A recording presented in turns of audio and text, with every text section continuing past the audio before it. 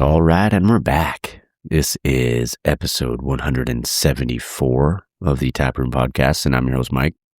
Man, I'm a little tired, but I'm excited for this episode because this episode was with Mike Durrant and Kevin Wright of Hops and Fog Brewing out in Pacific Grove, and I can't say enough good things about their brewery and about them. We had so much fun recording this one, and the word of the day, I'm not going to say the word of the day until you listen to it on the episode. I'll say it on the outro. But it was just a phenomenal time.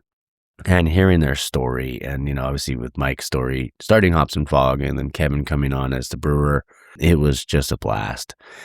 It's funny. I didn't tell this story previously, so I'll tell it real quick. When I was talking to Mike and Kevin, they were talking about their previous brewer, Cody. And then I went right after we finished recording, we talked a little bit, and then I went down to Dust Bowl and I was talking to one of the beer tenders and talking to this dude that was sitting next to me. And she had mentioned, she's like, oh, I think she said her boyfriend, or maybe it was her fiance. Sorry if I messed that up.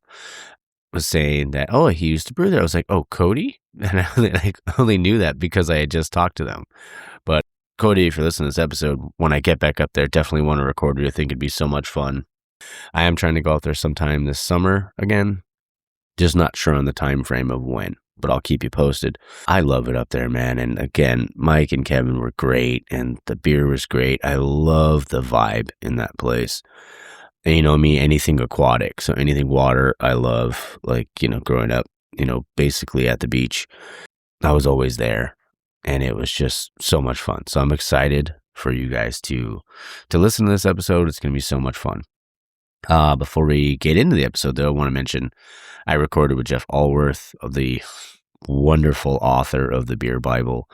And I was just nerding out. And it was it was everything I wanted it to be. So I just recorded with him this past Tuesday, and it was an absolute blast. I can't wait to do it. And now I've been reading the book, The Audacity of Hops, and I think it's Tom Asatelli. I think is the author's name. I'll have to double check. It's 8 a.m. and I'm tired, and yesterday was Beer Fest, so forgive me if I got the name wrong. But yeah, I've been reading that one just to I love like the history of stuff. Like I just love history, period. So looking forward to finishing that book, and I want to reach out and, maybe I can get him on. So that would be a blast. But yeah, yesterday was LA Beer Fest, and I always say it's just like a freaking high school reunion, man. Like it's always so much fun getting everyone together like that and being able to run into it, just seeing everybody. And it was great. I was dancing with Gigi. So that was fun. Got to see my buddy Dez from the Buds, Brews, and Booze podcast. Got to see, the only person I didn't get, I saw almost everybody I wanted to hang out, to stop by and have a, quick chat with, except for Ian of Ism. I was like, dang, man, I haven't seen him. So, but because I really want to record another episode with him. It's been a while, and I want to get together, hear how things are going, and all chop it up. And yeah, I wish I could have went to the after party yesterday, but I had stuff I had to do. Then my brother got a new dog, and me, I'm a dog guy, so I had to go see the dog. But yeah, it was an absolute blast. Got to see GG, got to see Frank the Tank Punch LeFou, got to see Dario, got to see Danny from Hop Saint, got to see Herbie, got to see Bridget, got to see Erica, got to see it was Aurelio. Man, there's just so many. I can't name everybody. Abraham from La Bodega, and I'm still going. Yeah, but it was an absolute blast seeing all of them. I had, such a great time. And I said, it's like a family reunion whenever we're, any of this stuff comes out. Like anytime there's an event like this, so it was a blast. Let's see. I did record some content, so I did record a bunch. So hopefully the audio is not too bad. But hopefully the new Boyas really kicked in with their noise reduction. All right, what do we got? Before we jump into the episode, NHL playoffs are going on right now. Man, what a game yesterday with Carolina and Vegas. Carolina was down 4-0 in the fourth period, scores four goals to tie the game, to force overtime, and then they lost in double overtime. Man, what a game. what a game. Vegas looks like a wagon. Carolina still looks good. It's just been an uphill battle for them. But yeah, we'll see how. I can't wait to finish watching. I fucking love hockey, man. Like, even though my team's out, it's so much fun. I freaking love it. The NBA playoffs are going on as well. Spurs are down 2-0. The Knicks are just a freaking wagon, dude. That's wild. And they could sweep them. Like, I'm not trying to jinx anything, but they could freaking sweep them. And I'm going to watch that. So game 3 is today, so I'll be watching that. What else we got? I think that's basically it. Yeah, if you guys want to support the show, you can. There's multiple ways you could do that. You can go to Spotify or Apple or any of those, whatever you're listening on, you can leave a review. You can, leave a 5-star review, or you can actually leave a review and write some stuff out, is what I'm trying to say. Again, it's like 8:11 in the morning. Also, if you want to support the show, you could buy t-shirts. They're available on taproompodcast.dashery.com. I do get a little bit of a cut of that, so that does help. But I get it. Things are tight. No worries.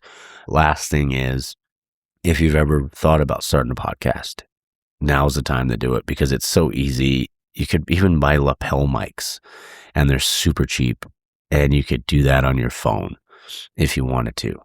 And Podbean, who I use, makes it super easy. All you have to do, and if you wanted to get a 1 month free, all you'd have to do is go to podbean.com/taproompod. Again, that's podbean.com/taproompod, and you'll get your first month free. They give you the stats, they give you all the analytics and all that stuff to help grow your podcast. But also, they have like a great team that you can reach out to if you ever have any issues, but they will also distribute your podcast for you. So that's how I get mine on everything. And I was with a previous service before, and I came over to Podbean, and I haven't had any issues. All right. Well, let's jump into the interview. I hope you guys enjoy it. Again, to Mike and Kevin, just want to say thank you so much for letting me come down there and letting me hear your story and just have a couple beers with you. All right. Stay tuned for the outro. Enjoy the interview. Cheers. All right, guys, we're back in the tap room, and I'm your host, Mike, and I have 2 very special guests on the show today. I have Mike Durrant and Kevin Wright of Hops and Fog Brewing out in Pacific Grove. How you guys doing? Good. How's it? Fantastic. Glad. I'm good to hear it. Before we jump into your guys' journey, because I always love to hear that first, we're all having a beer. I'm having which one is this one? You got the Rip Van Winkle, which is a Kolsch IPA, or we call it a KPA. Oh, love it. All right. I'm going to drink someone else's beer. Let me guess. Dank sauce? Dank sauce, because I love Wade. I love Alvarado Street. Good people. That is very, very good. Yeah, it's different, huh? Yeah. It's fantastic. What happened with that beer is Kevin and I brewed it.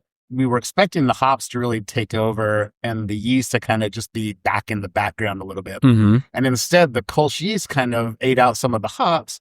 And when we were drinking it, we would take a sip and we'd stop. And we'd just sit there, rub our chins. We'll stare at each other. Look at each other and say, wait, what? Go back for it. And an hour later, we're still doing the same thing. And we're like, yeah, this is a fun beer. Oh, yeah. No, it's very good. Well, and we had built it planning to use a different yeast, and we had just finished the Kolsch, and we're like, dude, let's see what this does. Yeah. And we tried it, and it's super smooth, easy drinking. Oh, for sure. My only sad part is you don't get as much hops as we had intended. Okay. But it was shocking to see how much the yeast ate up. Wow. That hop body. That's awesome. That's so cool. So before we jump into the journey. It's good. Yep, we're good to go. All right. So yeah, no, this is fantastic. And what are you drinking, brother? I'm drinking the Hometown Stout. Okay. That was actually a beer that Cody, one of his final beers before I took over. Yeah, so Cody was our original brewer. He came from Alvarado Street Brewing. Okay. With a year off.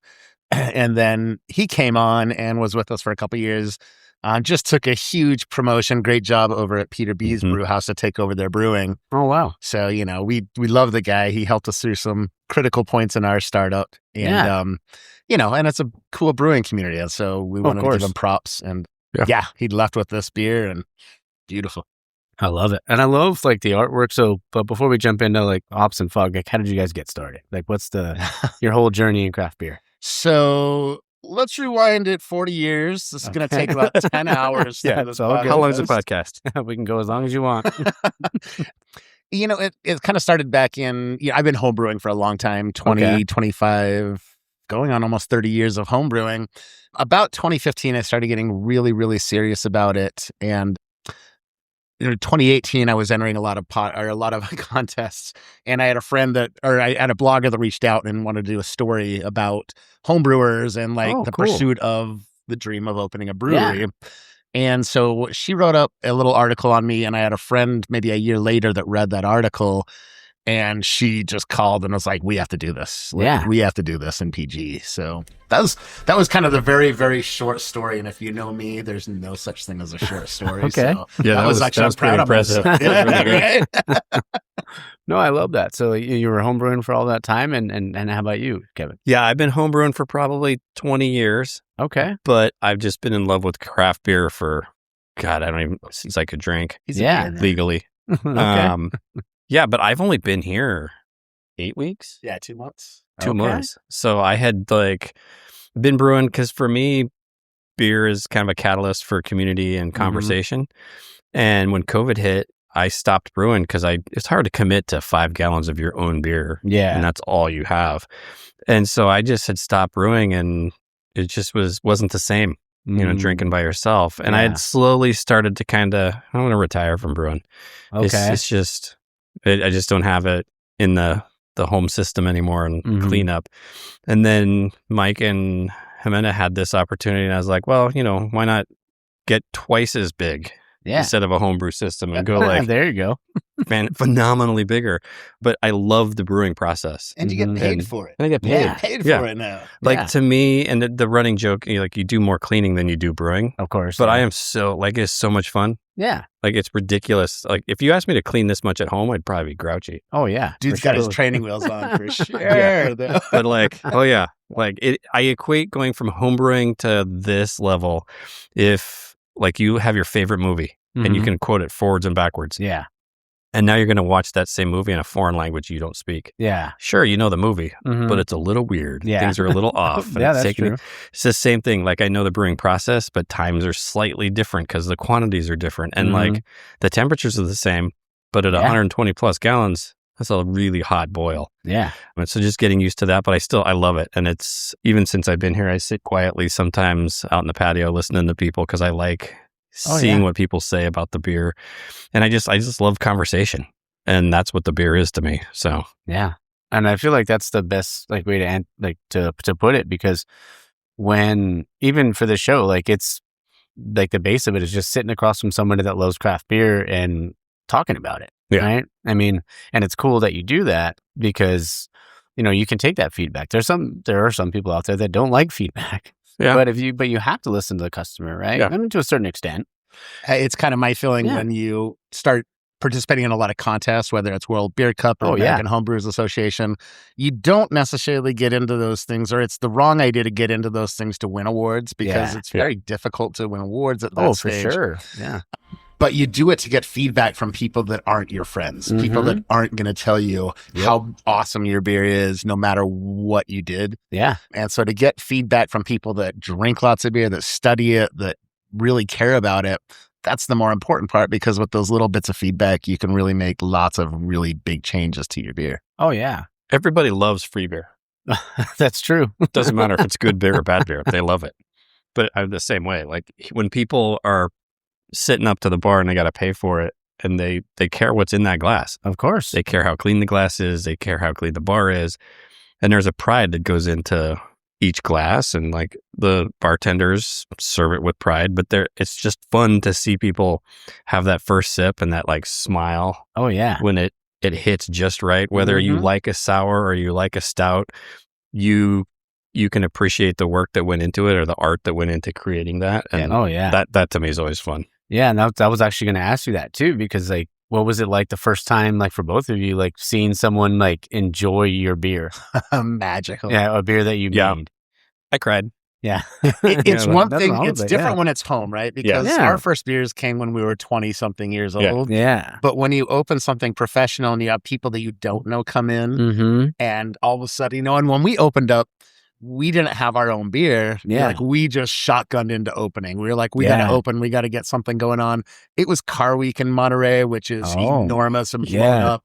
The streets shut down for 3 days for car shows. Dang. There's 50,000 people in town for this thing. And we're just we got to open. Like, we can't, like, we can't miss it is what it is. And yeah. so we just hooked up with all of our local brewers and got their beers to bring in. We started brewing it about a month and a half after we opened. And so that time when we first opened was one thing, because it's like, this is a cool spot. You know, this is something we created, something that's got a great vibe to it. We've got a community place for us now. But when it was our beer, that changed everything. And like you said, like, there's a little part of me that starts tearing up inside, and you're like, oh my God, this is really real. This has happened, you know. No, it's not happening. It's happened. It's done. Like, I think at some point, every home brewer's dream has been, I'm going to open a brewery.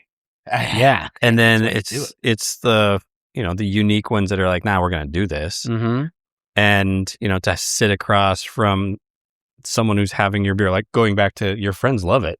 But the stranger who doesn't know how much work went into it loves it. You're like, okay, cool. That's a genuine, I like geek, it. You know, that goes to 400 breweries a year and then hops in and is like, man, that's a really good stout. It's just like, holy shit. Like, people like our beer. Wow. That's great. It's rad. Dude, and that's so cool too, because obviously you have a great location here, and all I can imagine the foot traffic. PG has been itching for some kind of nightlife beyond 5 o'clock in the afternoon. And like Tuesday, I think in general for Lighthouse is pretty quiet because most of them are closed. But you come down here on like a Thursday. And pre-pandemic, the streets closed up at like 3 o'clock and there's nothing happening down here. Not now. Pacific Grove was the town for newlyweds and nearly deads, is kind of what I it was. You know, it's military and it's old people. But over the past 3 years, there's been a big transformation in the whole town. And we kind of like to say, like, well, the first year we got everyone up until 7 o'clock and they were out. Now we've got everyone out till 8 o'clock, you know. There it is. It's 9 or 10 o'clock in PG, who knows? But this was a sleepy town. But now we're starting to see, you know, we've got us that opened up, Monarch, we've got Pop and Hiss, we've got some other things that are actually enjoyable. Before, we'd always have to go to Monterey, to Carmel, to Pebble Beach. We always went somewhere out of PG to do something, which is also why we started this up, was we were like, we want a place for us we can walk to or hang out at. And it's funny because a lot of times Mike and I will joke about, well, have you been? I'm like, I just don't want to go on that side of the tunnel. There's a tunnel between Monterey and Pacific Grove. And we kind of, it's the first invisible force field. And even our lawyers were like, we don't really recommend you open a brewery in Pacific Grove because, number one, the town probably won't like it. And number two, people are not going to go under the tunnel. But there's also another invisible curtain right at David, right at the aquarium, where people finally get into New Monterey and they're getting so close and they're on the outskirts of PG, and then they stop and turn around and go home. And it's just like, so we were always missed out on these invisible force fields. And now it's funny because now we've got people coming from Salinas and Marina and the Bay Area and like all over. It's just become a destination over the past I talked to a dude yesterday who's from Salinas. He winters in Yuma because he's in ag. And he's like, nah, we come over here like a couple times a month. Like, really, from Salinas? He's like, it's not that far. But we're so used to people thinking like, I'm like, you don't have to set your clock back. We use the same money. It's fine. But there's been a lot of people locally that are like, no, there's been times I just want to hop down to the hill, have a beer, chit chat for maybe an hour and go home. Versus Seaside Marina, Monterey, it's okay, I got it from parking, and it's a multi-hour thing. And I've been in here multiple times and I see people that's like, I just popped in for a beer, said hi, head home. And it's nice to see because I've lived here almost 30 years. And to see that nightlife start to happen, and it's parents like myself that have adult kids now that are like, no, it's just nice to have a place that, and there's community. Which it was really kind of a funny story because when we were really getting close to building this place, my business partner, her name's Jimena, you know, I was always about, this is for adults. This is a play. This is an adults playground. This is for, you know, men and women. And she's like, it's going to be for everybody. And I'm just like, no, we don't want screaming kids running around and crying kids running around. This is the place. This is the sanctuary. This is the place to get away from that. And then it was such the smart thing to listen to her and to do it because the families bring a different character. And a lot of what we figured is in the U.S., especially with the pandemic, we're kind of losing culture, right? And we need to build culture, things for our kids to grow up and to understand that's fun.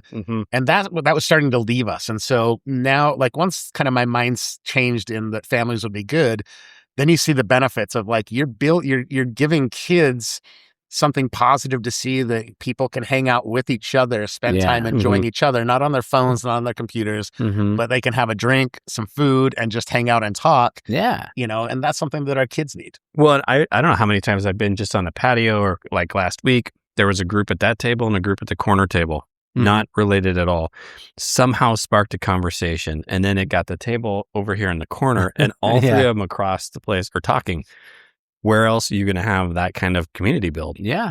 And it's the same thing out on the patio. You'll have family, and I think, well, do you guys go to school together? Nah, we just met them tonight. I'm from Fresno. I'm local. And it's so much fun to see the community aspect, or I forget what the official term is, when you have the long table for dinner, and it's community seating. And people do that. And it's not there's two people sitting at that table. People just know there's room for four. We'll sit down, and no one cares. Yeah. I love it. That's great. And that's what craft beer is all about. Yeah. Bringing people together. And pubs in general. Yeah. Public houses. Oh, yeah.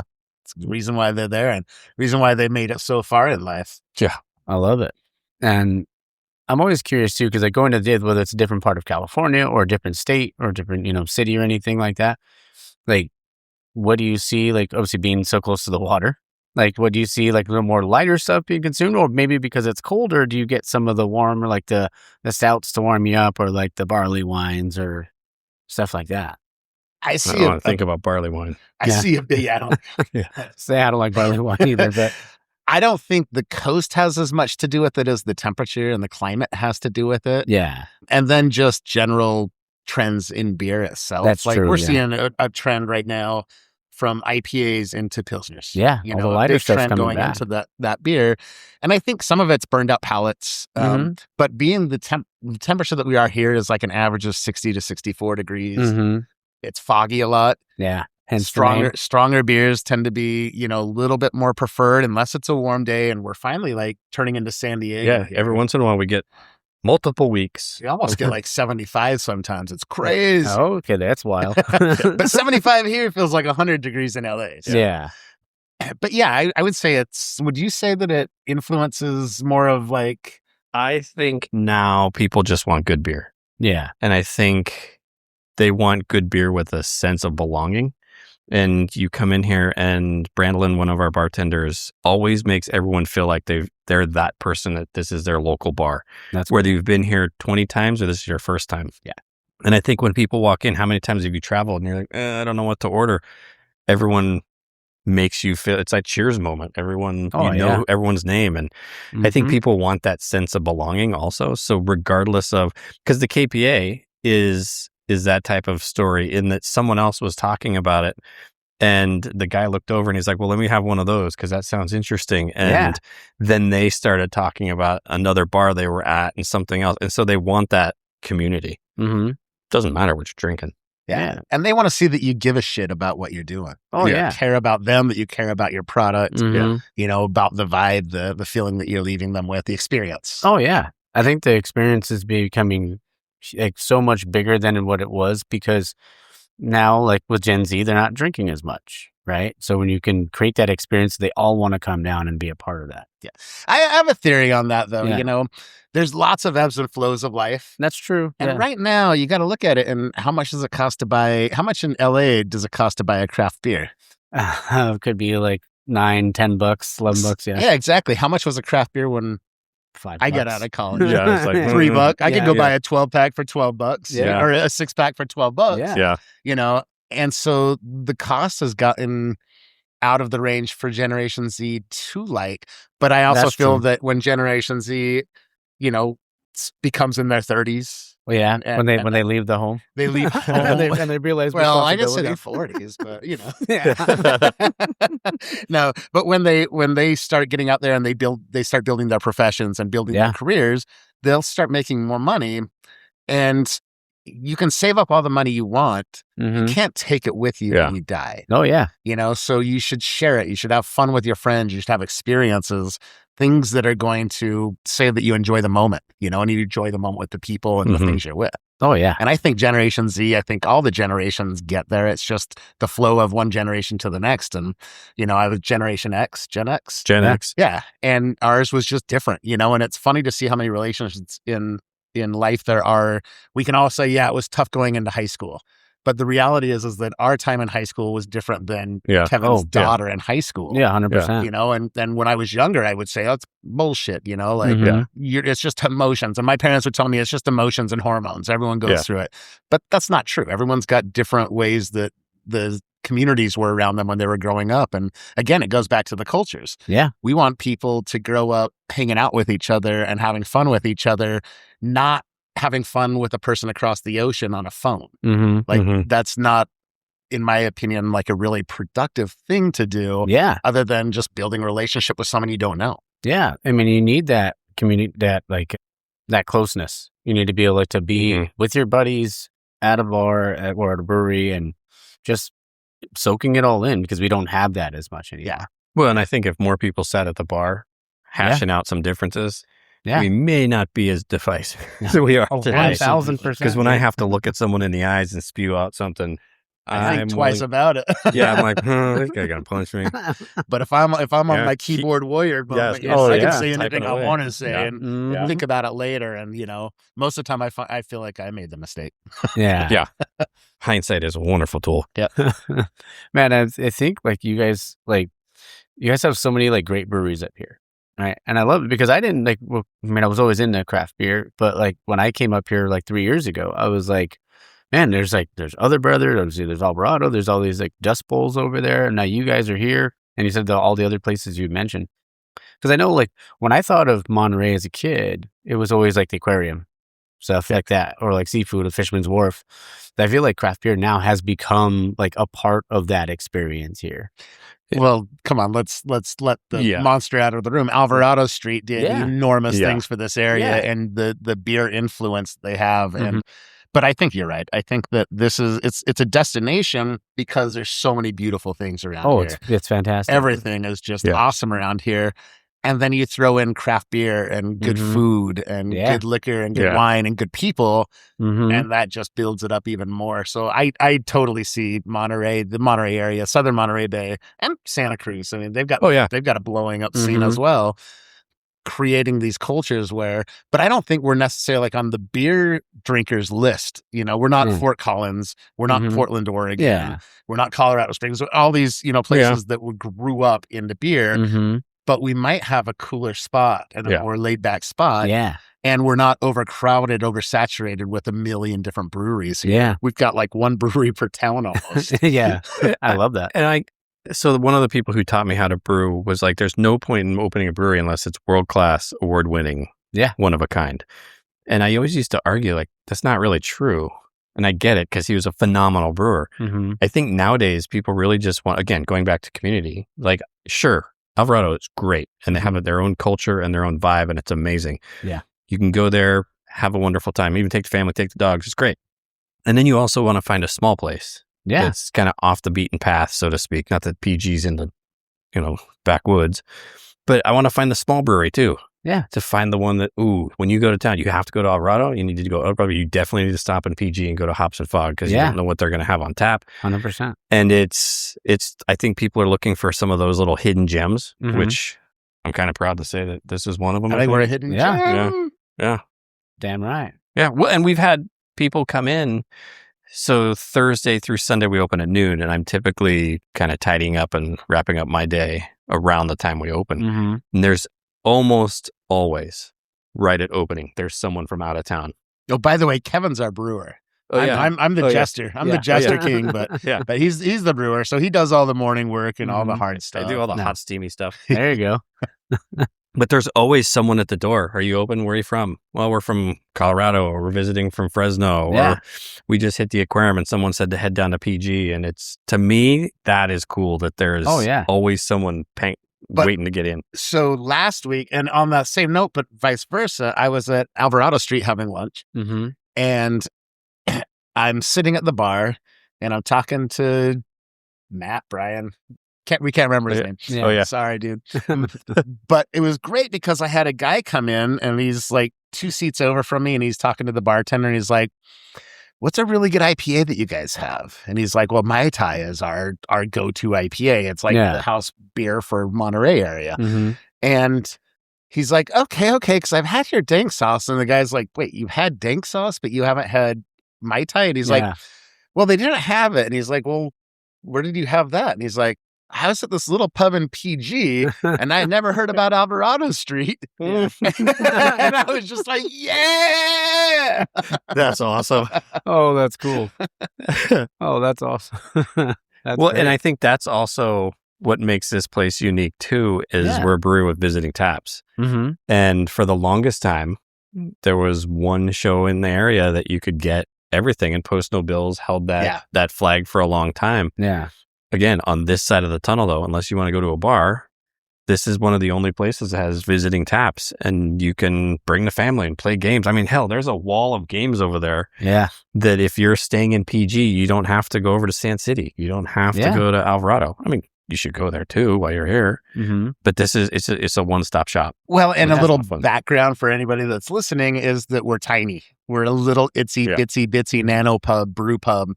In a little tiny town, we're brewing at 110 gallons a batch. Yeah. And so we don't necessarily have the ability to get, things everywhere. You have to come here You have to come here. And that's part of our whole business model and our whole plan is bring people in. Again, it's not, we don't want people going to their houses. I want people to go to their house and drink a beer and watch a movie or whatever. But I want people to come in here and have our beer because the experience is a lot of what makes it, when you have senses, you like something. So you have a beer your favorite beer. Yeah. Probably there's a story behind that beer. Oh, yeah. And it could be the place where you drank it, the people you drank it with, sorry to say, this is the sex you had the night before, whatever it is. There's something about that involved more than just that beer. Mm-hmm. And so we could have a mediocre beer, but people come in here and they just have the time of their life. Yeah. And that enhances that beer to that person, and it makes it beyond what it really is. Yeah. Yeah, I used to say things are things until they have a story. Yeah. And I think beer is just beer until it has a story. Because to me, Coors Banquet beer smells like Fridays on payday at my dad's construction site. There you go. Because every other Friday, he'd bring a little 12-pack of beer to his guys, and then that's how you pay him. And I remember sitting on his tailgate and that distinct crack of the can. Mm-hmm. That to me is always Fridays with Dad. Okay. And it's not a very good beer. I mean, technically speaking, it is. Yeah. Flavor profile wise, it's kind of empty, but I love that beer. Yeah, I love it too. It's just got a time and place. So I've never had that beer. Yeah. what? I know, dude. Wow. You've never had a banquet? You know what? Here's the reality with me. Never had a Budweiser. Oh, wow. I've never had a Coors of any sort. Wow. Miller Genuine Draft, Anheuser, I haven't had it. I started drinking beer, I have to admit, it started with Corona. Okay. But putting a lime into it made all the difference in the world. Yeah. And then I shot straight into Sierra Nevada. Oh. So I shot straight into pale ales and bitter ales at 98, 99, 97. Mm-hmm. Yeah. And that was kind of my influence and background on beer. So I didn't have all of that experience of just drinking Natty Lights with my friends. I mean, it's not bad that you haven't had them. Yeah. Like missed out on those really bad hangovers and whatnot. But yeah, that makes sense. Pounding beers in the high school parking lot. Ugh. Yeah. Ugh. Classic. Getting a hangover just thinking about it. So we were talking about the food here, right? Like the Fisherman's Wharf and all that. Like, you guys have your favorite local spot? Like if someone was coming down off the beaten path. Here. Yeah. I was going to say, okay. It's not even because I work here now. There is so many times where we're like, what do you want to do tonight? Let's just go down the brewery real quick. Yeah. Come down. Chef has a farmer's market pizza. Okay. That I probably go to almost all the time because it depends on what he got at the farmer's market. Oh, and once those ingredients are out, gone.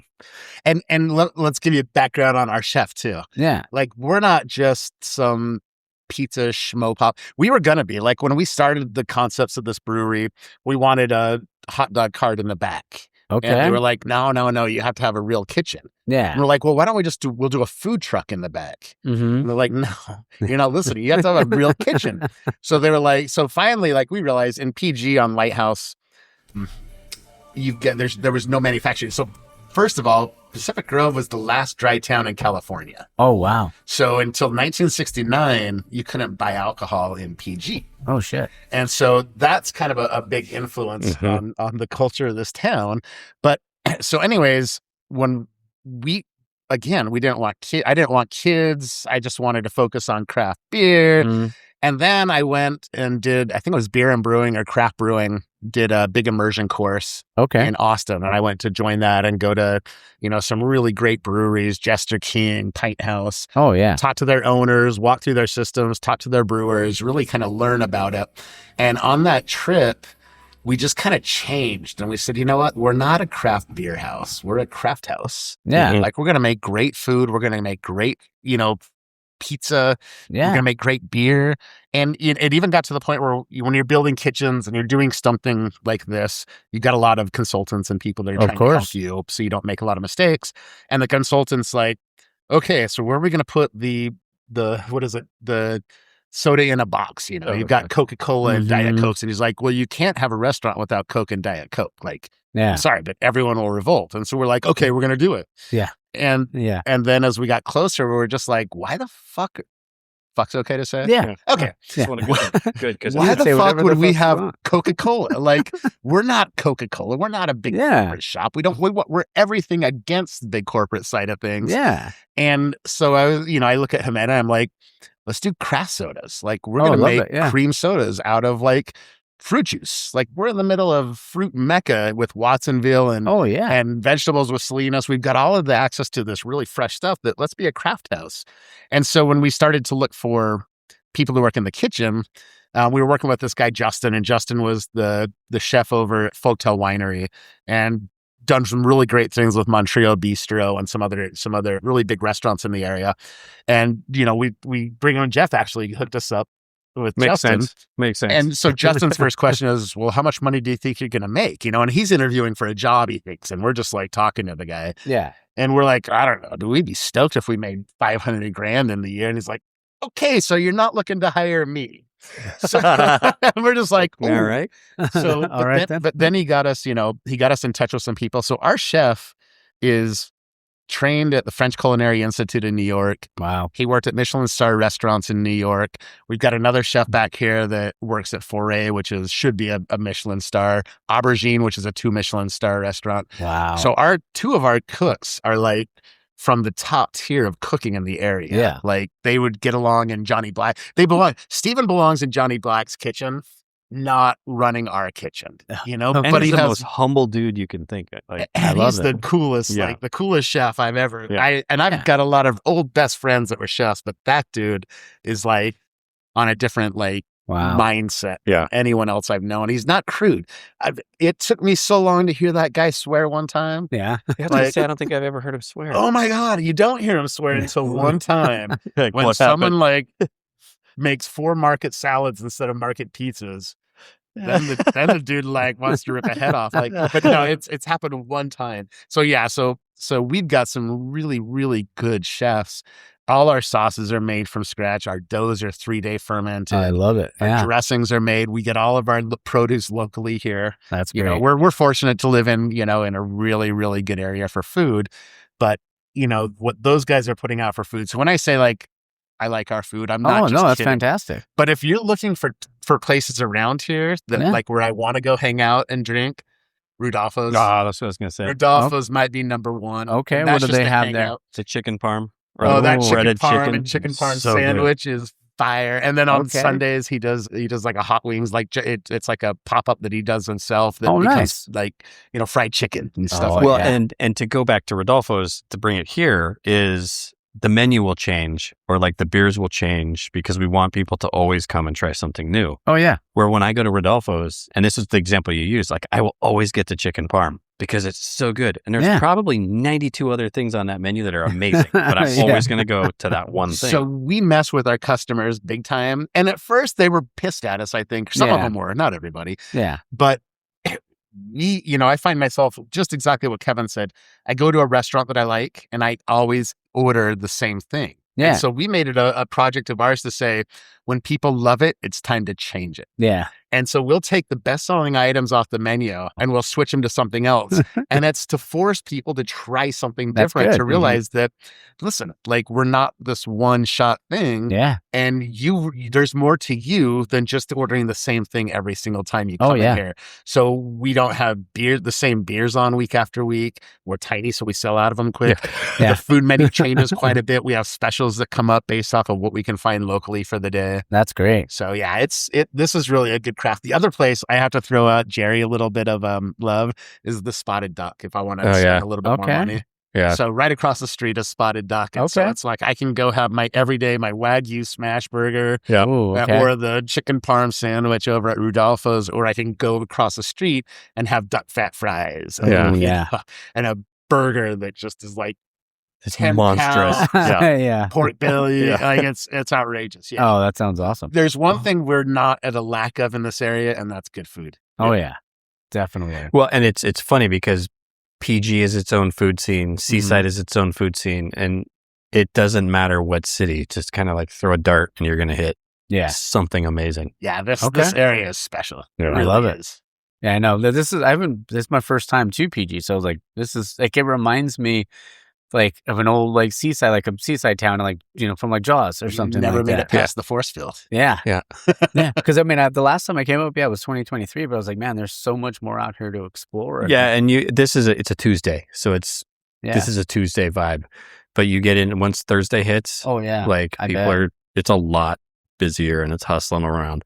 Yeah, Saturday, Sundays. I mean, there was what was it? Good old days was 2 weeks ago. Yeah, I walked by at 9:00. With the family. They weren't even open yet. And there was already people like circling. Wow. And I'm like, 10:30 in the morning. Who is waiting for a beer and pizza? That says a lot though, where people are like, they'll be open soon.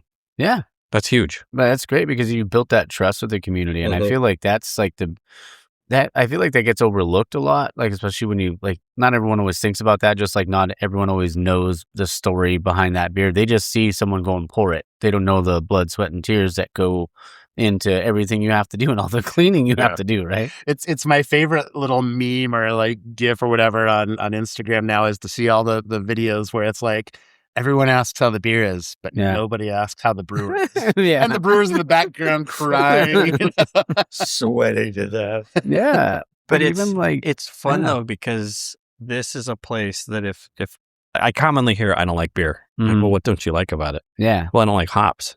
Okay. You don't like IPAs. Yeah. That's a big difference. Yeah. There's other and beers to like out there. turn them onto the KPA or a stout, I'm like, that's fun. And again, this place gives you that element. Cause I remember the first couple of times people were complaining about no sodas.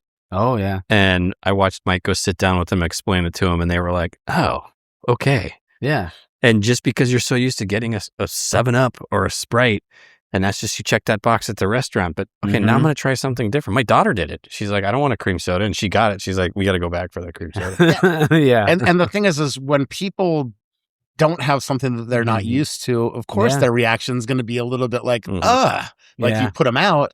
But if you take some time and go hang out with them and let them know like what the purpose of your business is and why you don't have it, they quickly will adapt. And we'll always change and say, hey, you know what? Next time you come here, your husband drinks, but you don't. If you want to bring in a Diet Coke, bring in a Diet Coke, Yeah. I'm not going to yell at you for doing that, but that's not who we are. Yeah. And immediately they're like, oh, all right. And I think more than anything, they like the fact that you took the time to go out and hang out with them and talk to them and ask them why. And, is there something else we can do or whatever? They like the idea that you're giving them attention too. Oh, 100%, man. I love that. Now, then this next segment's kind of on the lighter side, but it's called Wait, this was a heavy segment? No, not even heavy. Oh, shit. Right. But it just, these are more like not rapid fire. There's a rapid fire segment later. But this one's called the 4-pack. It's more like a funny kind of one. What's the one beer that never leaves your fridge for each of you? Because I won't drink it. Oh, I was just thinking the same thing.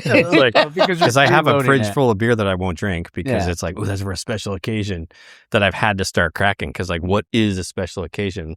Yeah. Well, doesn't it change with you? Yeah. Like you might go on a month where you're really into this beer. That's true. Yeah, but there's probably one consistent one I always. It's usually from Ism down in Long Beach. They have Chepadelic. Their West Coast is usually in my fridge, and I'm always rotating. Like I'm always getting more of it. Do you get any Noble Ale Works from where you're at? Yeah. Yeah. I really like Noble. They're one of the companies that really kind of inspired me into doing this too. Yeah. I used to know all the guys that used to work there. I know one of them that still works there, but yeah, they were always good people. Yeah. Yeah. For me, a beer that doesn't leave or that constantly comes back, I mean, Pliny. Oh, yeah. I'm a big hophead. Yeah. I need to get up to Santa Rosa. Yeah. Get up to Windsor. It's even better. Yeah. Oh, okay. Yeah, I'd say it's Pliny, Firestone's Double Barrel. Okay. Or Hitachino Nest White. I like it. There you go. Because it's 3 different. And Firestone, because I grew up in Paso Robles area. Oh, okay. And so Slow Brewing was my entry into craft beer. And when he grew too big, these little guys said, hey, I'm going to open a brewery there. And hell, Firestone owns that whole street they now. own everything. And now Stone. And Stone. Stone. And who else did they just buy? Trumer. Yeah. Yeah. But it's just always kind of a callback to, that's when I really fell in love with beer. Oh, yeah. It's just a good, easy drinking beer. Yeah, 100%. But yeah. As opposed to Pliny the Elder, which is not an easy drinking beer. Yeah. I mean, it's easy, but not easy. Yeah. And once you've had it, you're like, I get it. Yeah. Yeah.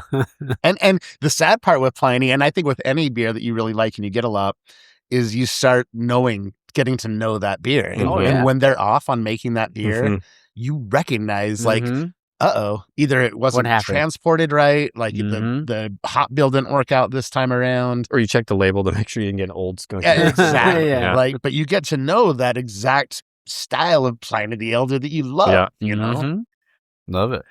Now the next one is, if you weren't in beer, what would you be doing? Porn. Okay, there it is. Nice. That was a joke. Yeah. I've just got this nasty ass picture in my head now. Like, that's just my go-to. Anytime they're like, how do I know you, porn? And you just see the crowd like, and as I look at Kevin, he's got a turtle behind him. So I'm just thinking of some really weird things. He's like, you've probably seen my work. I'd be doing something with my hands. Like ag engineering, machinery. I like technical things and machines and things. Okay. Yeah, I like creating.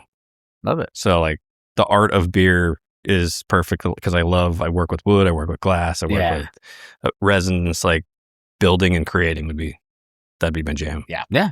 I love that, man. Now, question 3 in the 4-pack is, you get to collab with any brewery in the world. Who is it and what would you make? Oh, I don't know. I'll go first. I've got 2. So Vinny. I mean, how can you not do Vinny and do an Imperial IPA? Like, what the hell would you be doing if if Pliny the Elder is your favorite beer, and you're not wanting to do a collab with Vinny? Like, crazy. The other one is Jeremy from Revision Brewing. Okay, all right. So Jeremy was the brewer and one of the founders of Knee Deep Brewing, and of course, this is kind of, as you hear Pliny the Elder, this is going in a direction. I'm a big double West Coast. Oh, same, fan. And so what Knee Deep was doing with Hoptologist, with Lupulin River was maybe one of my favorite beers of all time. Okay. Breaking Bud is like one of the easiest table beers of all time. Jeremy, who created those beers, but then went to Revision to open up his horizons a little bit to be able to make more things and to get more creative. That guy, just because of what all he did with double IPAs and focused on double IPAs to me. Wow. Love that. Yeah, I'd say Vinny's a good one, but I'd go, I don't know. Would you go Grossman? No. Just to go with the master. No, I'd probably go just for the historical side of it, something with Anchor. Like if I could go back in time and brew with the history of not a that. monk in Belgium. Yeah, but that's the other thing. I'm like, oh man. Maybe we should look into doing that. That would be right off. I can do that. Yeah, that'd be pretty cool. You could do it and I could write it off. That could be cool. Yeah. No, I think when I first started brewing, it's an easy answer, but now guys, there's so many different, like I'd love to brew with JC and go back to the roots of what spawned Alvarado, or you have Pure Project. Too. Pure Project was one of my first breweries in San Diego I visited. And that was back when it was in, like there was this group that just built startup breweries, and so you came in, rented the facility, and Pure, and I forget who their neighbor was, and I was like, this is amazing. It's really a turnkey. When you grow out of it, you just vacate it and someone else moves in to get their foot. And that would be fun to see. What was it like at the ground level when craft beer was really starting to hit the throttle? That's awesome. That'd be fun. So that didn't really answer your question. That's it's like, okay. what if you could go back in time? What would you do? All right, I love it. Now, the last question in the 4-pack is, what's your guilty pleasure that you secretly love or not so secretly love? Corn? Corn. Got it. I'm going to go with, I got 3 things, the last of which you're going to take out of the publication. Okay. But I said porn. You get it? What? I know, we'll leave porn in there for sure. Yeah, that'll be fun. Chocolate. Okay. Chocolate all day long, chocolate for me. All right. My gut shows it. Yeah. Cannabis. Okay. I'm a big fan of cannabis. All righty. And mushrooms. All right. But the mushroom stays out. They could have said mushrooms on pizza. There's mushrooms in there. I don't care if you know. It doesn't matter. If you change your mind later, just let me know. I don't have a guilty pleasure because I don't feel guilty about any of the things that I do. But I love ice cream. Okay. And cookies. Oh, yeah. Like, it doesn't matter the type of cookies. What kind of cookies? What kind of ice cream? Yeah. You name it. I just love ice cream. Chocolate chip. Well, my go-to is Baskin-Robbins mint chocolate chip and Rocky Road. That's so good. Yeah. Yep. And my go-to cookies, chocolate chip cookie. Like, so people did sourdough during the pandemic. We did cookies and soup. Also, a little throw out. Colette's ice cream shop just opened across the street from us here in PG. Okay. Fantastic. Everything's made from Strauss Family Creamery, which is like stayed away from them because I was like, well, and there's $12 scoops, so that's kind of an easy reason. Yeah. But man, they're awesome. So I just had to give them a little shout. Oh, of course, yeah. I love it. Next, I mean, I want to ask because obviously, like with the rotating taps and stuff like that. But what's a beer that you guys have had here? I know you just coming on recently, but like, what's a beer that you've been particularly proud of that we made? Yeah, I mean, for me, it's going to be the Kolsch, but that was my first. The Fairway. Yeah, the Fairway was my first batch that I've brewed. Where I brewed a couple with Cody, and then I brewed one with Mike. But it was like Dad running behind me holding the seat of the bike. Gotcha. And this was the one where Mike's like, there you go. Yeah. Like, I mean, I was here. Yeah. Yeah. And I mean, it's like 90% of what happened today too. I'm like, hey man, can you come double check all this for me real quick? Yeah. But that was like, okay, I'm not a misprint. I'm supposed to be here. And that was fun. Yeah. Yeah. That's great, man. And how about you, brother? For me, favorite beer, I mean, Westie probably just because it was one of our first West Coast IPAs. It was going for a style that I'm so fond of. Yeah. And we got it to be a decent thing here where people knew Westie. And now we've taken Westie off for so long. People are like, where's Westie? What is like bringing out Westie like coming back? 20 other West Coast IPAs in the next 5 months. Come on. Yeah. Although I do have to put an asterisk. I think Tidal Haze is fantastic. We'll give you a little sip of that. It's a brand new one we're just starting to serve tomorrow. Okay, I'm in. But the Crush Mike, Crush Mike was fun because that was my first beer made here. Yeah. So I don't brew here. When you get into when you're growing up and you're wanting to start a brewery, you think so much that I'm going to be the brewer. Oh yeah. And then you open the business and you're like, I have no time to brew. Yeah, like, what was I thinking that I would brew? So finally, Cody, of course, was doing all the brewing. And then we were in this transition period between Cody and Kevin. I had to brew, like just to keep things going. And so I had my first one. We called it Crush Mike. Primarily, it was all crush hops. And it crushed me because it's like, a brew day is hard. It's not like you're just sitting around. It looks sometimes like you're just sitting around, but you're never just sitting around. Yeah. And so that one being my very first batch, done by myself alone, was also like a very up there. But I'm really proud of a lot of the beers we put out there because I think that's great. They've been really good. No, and this one's fantastic. We'll have to grab another one in a sec. Before we do that, I want to ask you, so obviously, when you own a brewery, like you do have to you don't have the time to brew, so you have to delegate, obviously, probably a lot of different things. What's something that you feel like people, I guess I mentioned earlier how they don't know the difference, well, not the difference, but going like from that tap, like how it gets to that point. But what do you feel like is something that people underestimate when it comes to like running a brewery, or maybe like they think like, oh, it's just easy, you put money into it, and nobody understands the cleaning and the maintenance that goes on behind the scenes. Like it's 80-90% cleaning and maintenance, and 10-15% brewing. Yeah, and that cleaning and maintenance is like you're talking. You brew one day, you do a CIP of the brew house another day. You have to transfer beer from a fermenter into a bright tank. Yeah, you have to keg beer off. You have to keep tap lines clean. You've got so many responsibilities in a small pub like this, especially just as the brewer, that anything focused on beer is typically up to one guy, maybe 1.5 guys. Yeah. And that is a lot of maintenance. And you've got lots of moving parts, right? Mm-hmm. Brewers are like, you might think of like, this computer as a machine. Yeah. Or that microphone as a machine. Mm-hmm. When you own the brewery, that whole building becomes a machine, and you have stuff coming in and you have stuff going out. Yeah. And there's 1,000 components that go on with that brew house. And we were talking with it today where as a brewer, you almost have to have ADD and OCD. Yeah. Because you have to be paying attention to lots of things all the time, and you have to be obsessive about that. Mm-hmm. And one miss and your temperatures aren't right. Yeah. Yeah. Yeah. And you're running downhill. Yeah. And then you're out of control. And I have a friend who got out of brewing, and he's like, it's a young man's thing, and I just don't have it's breaking me down. Yeah. And part of me was like, oh, this sucks. I mean, because I'm 52. Yeah. I am not a young kid. But and I'm in shape. But I like, so you don't look 52. I had done things. So, I mean, must be the porn. Yeah. It's one of those, like, if I had done this younger, I may have burnt out on, there's so much cleaning. But like, I CIP tomorrow, I'm super excited to CIP. Because for me, again, it's the OCD and the ADHD. I love the steps. Yeah. Checkbox, checkbox, checkbox. Mm-hmm. In fact, it's funny. I left today and I have all this orange tape on my leg because I was wondering what that was. I like label everything for all the additions in the process, and I take it off and I put it on my leg because at some point I'm like, shit. Did I forget to put the hot first word in? And then I'm like, oh no, there it is. Okay, good.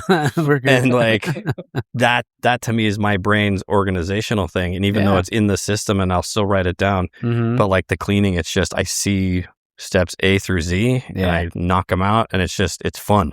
Yeah. I can't explain it. It's almost meditative. Oh, I bet. But if you had asked 25-year-old me, I'm like, this sucks, man. I just want to brew beer. Just cleaning. So, I think people take for granted, like, you make a batch of cookies and it sucks. You immediately the next day can make a new batch and alter the recipe. Yeah.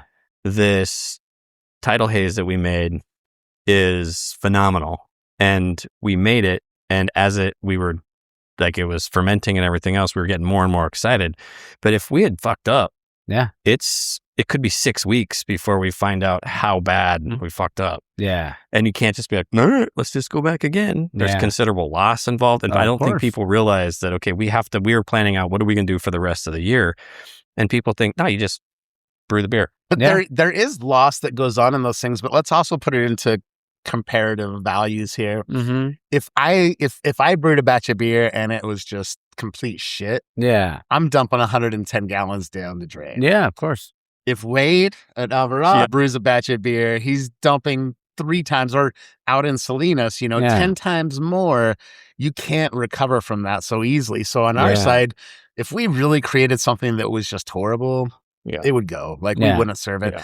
Yeah. To the point, a few months ago, right before Cody left, we had a failure of our chiller, and we were in the middle of making an American Pale Ale, and our chiller breaks, so we can't cool the beer down. And so at a last moment, we have to make 1,000 changes to this beer, and Cody, like the magic of a guy that's been brewing for a long time, and is able to say, okay, we'll change this yeast. We're going to add tons of hops to it. We're going to now make it a session IPA. Oh, there you go. All sorts of changes to it at the last second just to try to get there. And it wasn't a beer. If I went on to Untappd, I'd rate it as a 3.2. But it was a drinkable beer that I might have a second one or a third one of, Yeah.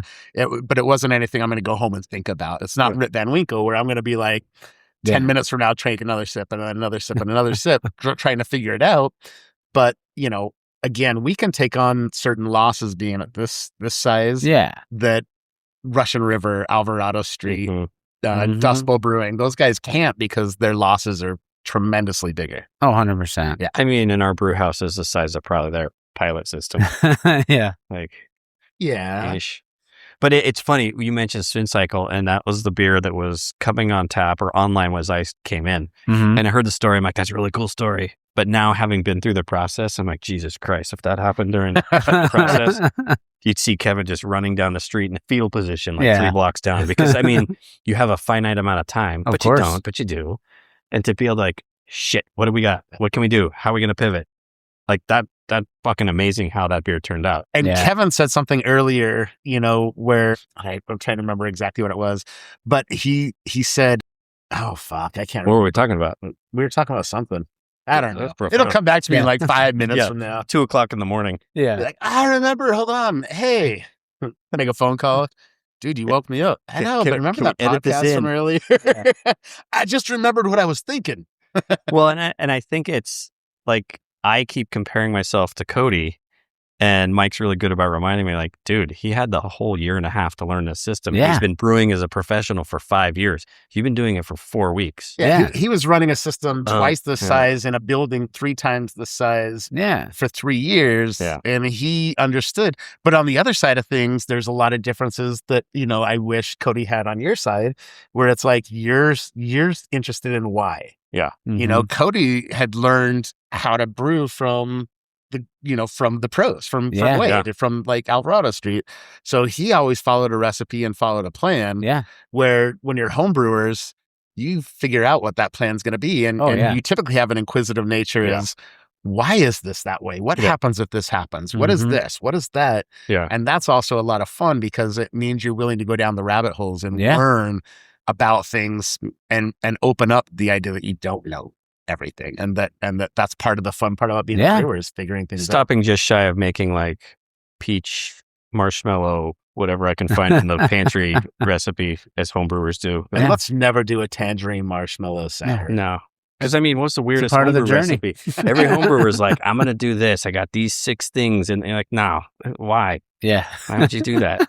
So we're not doing that. Leave it alone. Yeah. Although Chef did tell me calamanza. He's like, give me an ingredient. It's like calamanza. I never heard of it. It's a type of citrus that's super tart. He's like, what can you make with that? I'm like, nothing. Yeah. But he's like, just see if brainstorm something. Yeah. That's where I was going. But I was like, give me like 6 months to a year. Yeah. Before I I'll start think doing about it. Let me first learn this base, and then I'll figure out how to incorporate. Well, it's a good throwback to Chef too, because we'll have him taste a beer and you see the gears and that palate is like working. And like thinking what he could pair with it. See what I could do with this. Yeah. And have you thought about, I'm like, oh, that's cool. Yeah. Versus I'm the food man. You stick to the beer, I'll stick to the food. He's in it. I love it. Yeah. Awesome. So we grab another beer? Yeah, let's do it. Sweet. All right, we're back. So I'm having the Tidal Haze. Are we all having the Tidal Haze? We're all having Tidal Haze. Right on. It's fresh pours. Cheers. Cheers. Before it's even on. Right on. Hasn't been sold yet. I love it. Might have to buy a glass too. Yeah, that's so good. Really happy with that one. Oh man, that's tasty. Dang, that's good. This is a fun beer in brewing science and some of the things that are happening in the world of beer making right now. Oh, I bet. So special yeast, fun things. Science. Yeah. Science is great. Science and beer is doing good things. I love it. So this next one is called situational beers. Situational. All right. So which one is your favorite? So you have a few choices. You have pool beer / beach beer. I mean, being not far from the beach. Yeah. Shower beer, golf course beer, concert beer, airport beer, and now I'm going to throw in a porn beer. I'm just kidding. Concert beer in a second. Concert beer. Okay. Music. Like just, we don't have to name what type of beer, just... Oh, no, just like you're like, which one, like if you could have a beer at this concert beer. Okay. Yeah. All right. I mean, the beach here is cold, so we don't think of it as like a super refreshing things. I don't golf, even though this is golf mecca. Yeah, same. What was the other one? What were the other ones? Airport beer? No. I like cocktails at the airport. Yeah. Okay. And a shower beer. I've never had a shower beer. I can't do... A shower joint, yeah. Okay. See, shower beer, never. So I feel like I've never done... I don't do shower beers, but I've done shower cookies. Or a breakfast cookie. Breakfast cookie? With ice cream? No, because then it gets weird. Oh, yeah, you just put it up on the little lid of the door. I'm going to have to try the shower beer, though, now that you said it. And I would think the shower joint would get wet in the shower. You don't put it in your hands. Just keep that shit in your mouth. Oh, okay. All right. There's an art to it. Got it. Just like everything else. Okay. Love it. Oh, but I know we've talked about the community a little bit, but I feel like they've played such a big role in your guys' brand now, right? And being open almost 2 years. Like, what does the community mean to you guys? Everything. Yeah. Everything. This place was for our community. This was from our community. It's being supported by our community. Yeah. Everything is community here. That's all that matters. Yeah. And I'm sure, it seems like it just continues to grow and grow too, because you said people are coming up from Fresno and all these different places to try it out. Yeah. That's awesome. So you built something super special. I hope so. I mean, it feels like it. Yeah. Like it feels really good. No, I think it does. It is. Because it's one of those, I had a group, again, like I've been brewing for 20 years and people are like, when are you going to open? When are you going to open? Yeah. So when first batch came out, I did a little, hey, we're going to tap it tonight. And funny story behind the scenes really quick. Yeah. When I'm interviewing Kevin here for the brewer job, and he's telling me how he used to come to this building with another brewer from another place, thinking that they would open this building up as a brewery. We were probably looking at it at the same time. Wow. But then COVID hit and we were like, Justin went another way. And I was like, I don't want to own a brewery. I want to brew beer. Yeah. And Justin was going to be the business side. And I was like, this is the perfect scenario. And it was funny because on our side, we were looking for the smallest places. We were looking for like shoe boxes. It didn't matter. And then this place became available and we bought it. And a week after we bought it, COVID hit. Wow. It used to be a laundromat. This is Oh, really? We'll take you to the back here when we're done with this. We'll show you some of these pictures that are like what this building was before we started. It was a hole. I bet. It was old. It was falling apart. Dang. Like the paneling. You got to tell the story of the paneling. Oh man, everything in here is something with our community. So we're talking community here, right? So at first, let's start off with when you walk in. And the stained glass art up there is done by a friend of ours, Jen, and her daughter Ryan. That's Studio cool. 171. Yeah, and that's a take on our logo. So the fog and the sunset. Over here, the Hops and Fog metal sign was done by some really good friends that I used to work with and for in Fresno, called Valley Welding and Machine. Okay. So they cut that thing out for us out of stainless steel, shipped it to us. Wow. Hanif, the murals that are up here of the turtle, seaweed and the rockfish, and in the back is Hoptopus. Okay. That was Hanif Wonder. And Hanif is like, one day people are going to read about Hanif Wonder as like one of the Dalis and one of these other like really great artists of his generation. Wow. He's a Renaissance man of our time, but our area. Absolutely. Okay. Paints, musician, DJ, visual, like wow, 3D laser. I don't know how you explain everything from projections. Like he's an everything artist. He's just a good human. Yeah. That's wild. A guy named Michael Ryan did these crazy chalkboard signs here. Yeah. And when you look at those, the dude's like electrocuted the wood and like created all these veins out of the wood. And then he fills it full of epoxy and finishes them, and they're just sick. It's just like this cool spider web of weirdness. No, it's so cool. Our friend Barney did the bar for us. Oh, Barney did the bar? Barney Colin did the bar for us. Barney's out of San City, an awesome woodworker, but he did all the inlay of the wood. It's a fallen Monterey cypress that fell in Monterey during a storm. He got it from some guys down in Watsonville, and then he hand inlaid all these hops and, stuff out of old school redwood. Wow. But one of the coolest things was when we're taking this whole place apart, this is a shitty laundromat, falling apart, broken up. We start taking the walls off. When you buy a building and you have no idea what's underneath it. Of course. And so half of it we found like, we're in trouble. This is going to cost us a lot more than we could have ever imagined. Yeah. The other half of us was like, holy shit, that's a gem. Yeah. So this whole wall that's behind you, this was a big wall, and there was drywall up, painted. And we took the drywall off, and then we got to this other wood that was painted. We took that wood off, and it's this old growth, real 1x8 by whatever redwood, old growth redwood. Yeah. So when we say old growth redwood, what we're looking at is the deep color of the red and really, really tight grain patterns. And you don't see that in redwood nowadays. It's usually kind of a mix of red and white, really loose grain patterns because it's just not old and mature. So that whole wall was this wall before. All of the redwood you see in here was all this wall before. Wow. And we just took it and reused it because we saw the value in it. The front of the bar, of course, our shelves, these shelves, the bench that you're sitting on, like all of that was parts of this building from before. So, I mean, community really drove this project. That's so cool. Gave to this project. Yeah. In so many ways. It's really amazing. I love it.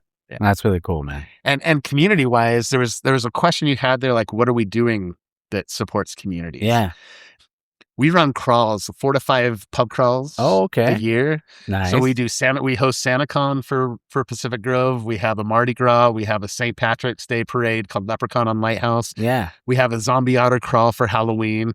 So we're doing all those things where we're getting the entire community out here. We'll have a pre-party at our pub, and then we'll literally take people out of our own business and take them up to other bars and other places by the 50 or 60 people at a time and have fun at their place for a half hour or 45 minutes. We have bands that travel with us that have like geared their whole gears and play music and take and lead it. Mardi Gras and a second line during the Mardi Gras parade. Yeah. So we've done things where we're trying to include the other businesses in the area. For SantaCon, we worked out with every retailer and every restaurant to give deals all around town. Mm-hmm. And the concept behind it was, again, PG was a quiet town before, and we were trying to build it into something lively.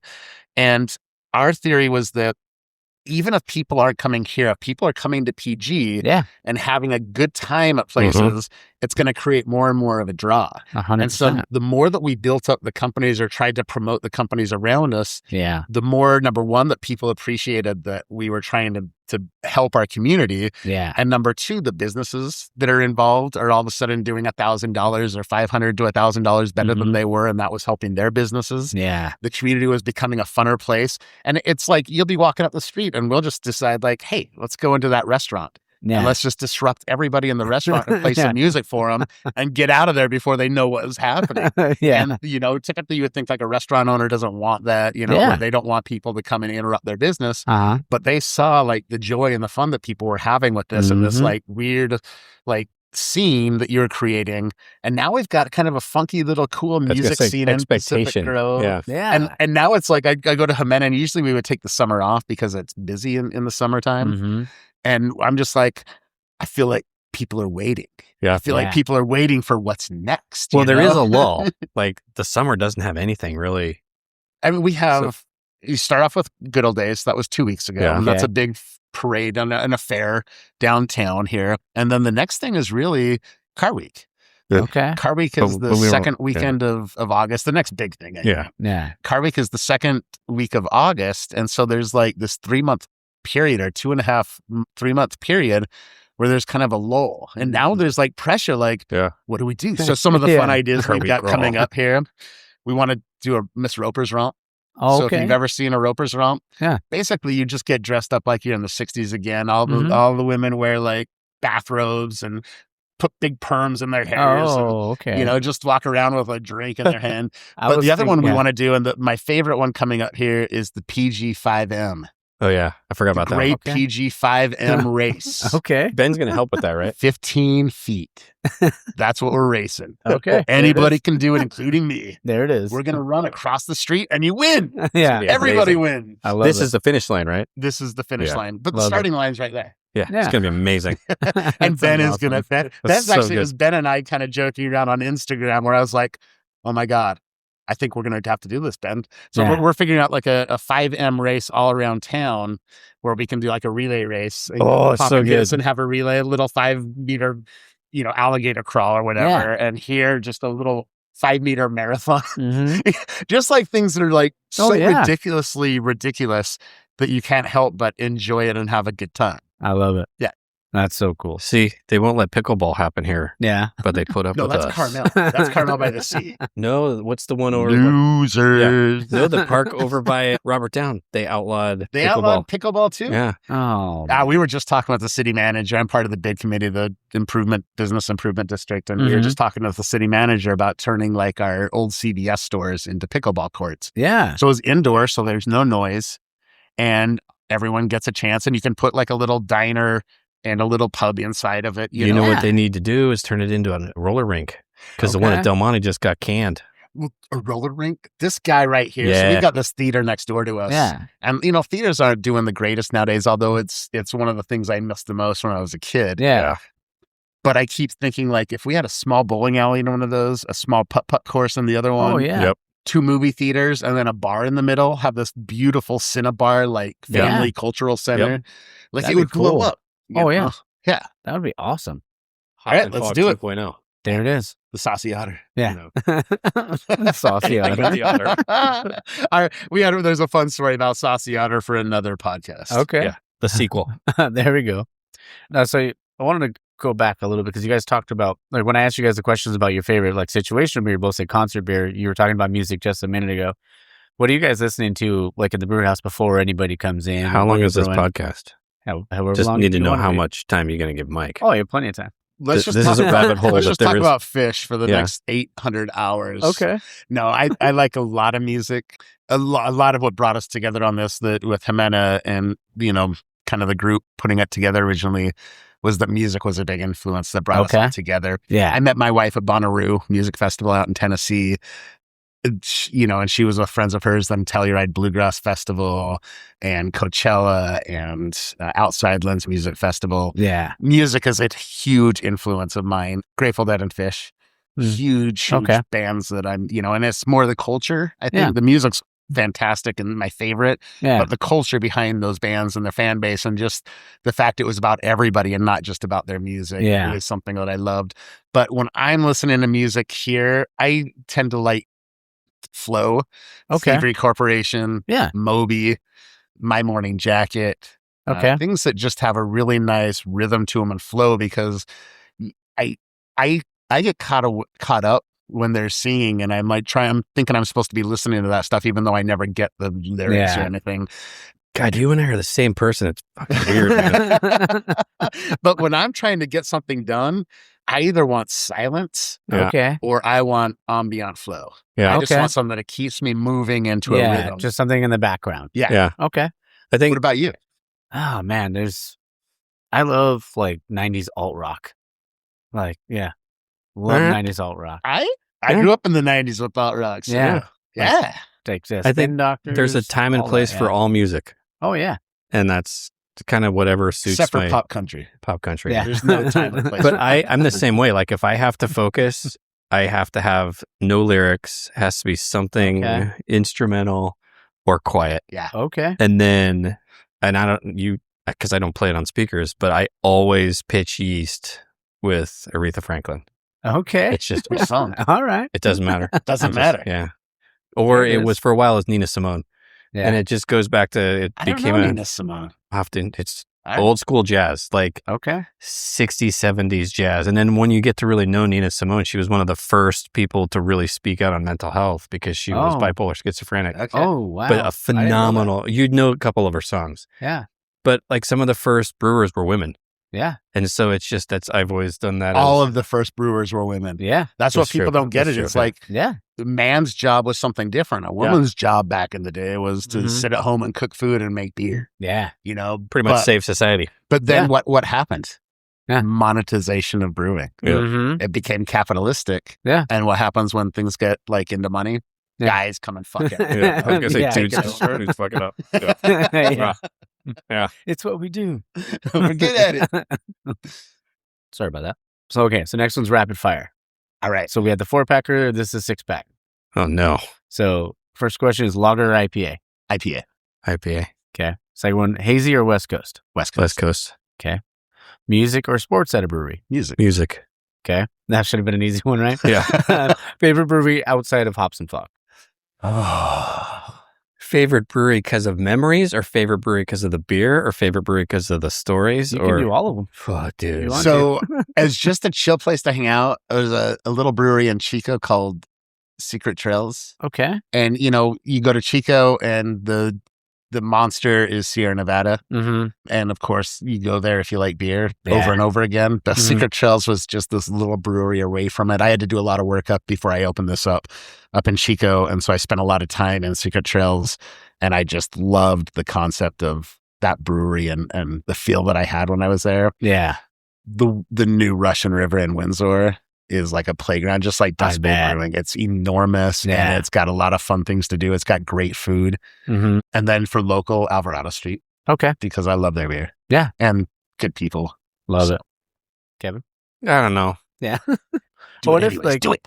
Say it. Yeah. If you were going on a road trip and you were going to be able to go to this one place for a weekend and because of a brewery, where would that be? Oh, man, it's probably Mike Hess Brewing.